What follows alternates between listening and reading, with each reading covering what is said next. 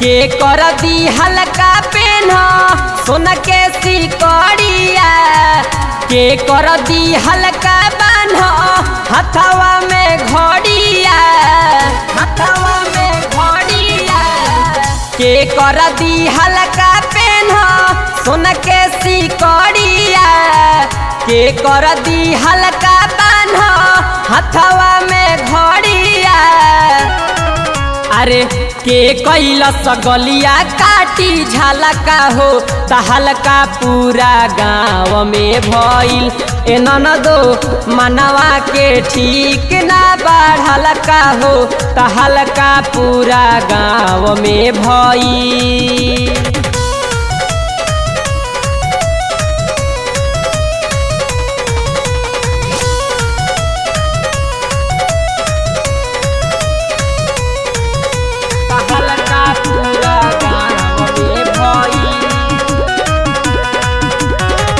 बात जदि गहरा रहे पहिले बतई तू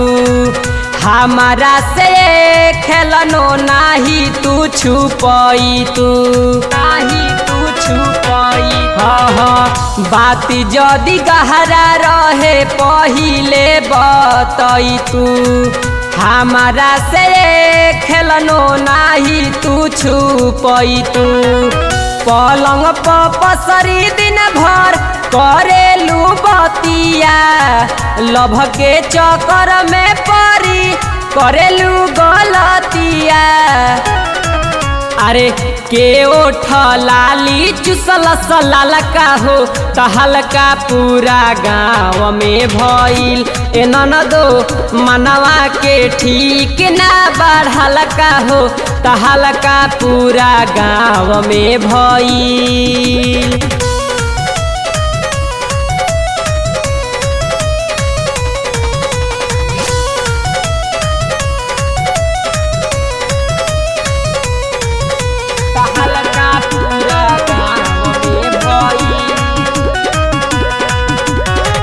सब कुछ बतावे तोहरा चेहरा के हुलिया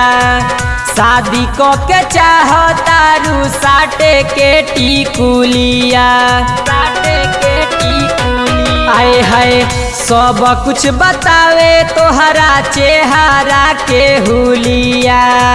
शादी को के चाहतारू साटे के टिकुलिया राइटर राकेश पर तू मरेलू दिल से उत्तम के संगे रह लागेला फील से अरे प्रिंस प्रियांशु से साटलका हो तहलका पूरा गाँव में भइल ए ननदो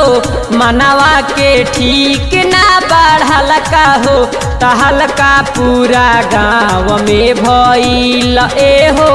के कर दी हल्का पेन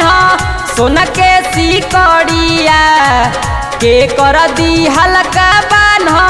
हथवा में घड़िया